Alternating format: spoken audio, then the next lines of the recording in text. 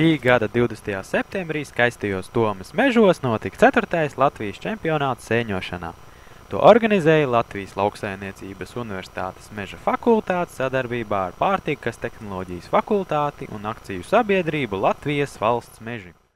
Latviešiem jau tautas dziesmās rakstīts par to, kā viņi ir sēņojuši un nogājuši. Un tā ir mūsu tautas kultūras sastāvdaļa, un tāpēc arī, lai attīstītu šo kultūras sastāvdaļu un tradīciju, pirms 4 gadiem tappa nodoms, kas arī tika realizēts, izveidojot šādas sēņošanas sacensības. Bet mēs neesam unikāli, jo arī mūsu kaimiņi, lietuvieši, arī augstu vērtē šo sēņotāju sēņošanas kultūru, un arī tur tiek organizēts sēņošanas festivāli. Šo 4 gadu laikā sēņošana kā sporta veids ir krietni attīstījusies un spēja piesaistīt arvien vairāk dalībnieku. Piemēram, Latvijas čempionāts jau 2. gadu ir starptautiskas sacensības, jo atbrauc arī Lietuvas sēņošanas izlase. Fakultātes dekāns Dagnis Dubrovskis atzīst, ka tiek plānotas arī Baltijas un Eiropas līmeņa meistarsacīkstes. Ar Baltijas čempionātu es domāju, ka ļoti drīz varētu būt. Jau šogad bija plānots organizēt 1. Eiropas čempionātu.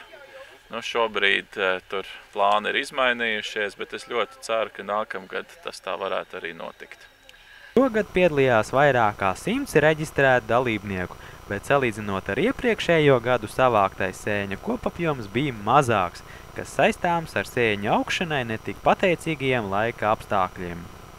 Neskatoties uz to, par valsts čempioniem visprestižākajā, proti komandu ieskaitē šogad kļuva māsu kuriņu trio, kas meklē, tas atrod, salasot vairāk kā 8 kg sēņu. Pasākums kopumā noteikti ir atzīstams kā izdevies, kur liels paldies noteikti ir jāsaka studentiem. Tam piekrīt arī meža fakultātes dekāns.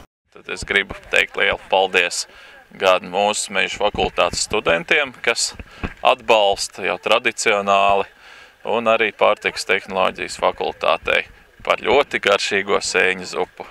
Un nobeigumā neliels ieteikums no Cūkmena. Ogas sēnes visu mežu veltes mēs varam lasīt, bet nedrīkst aiz sevis nekad neko mest.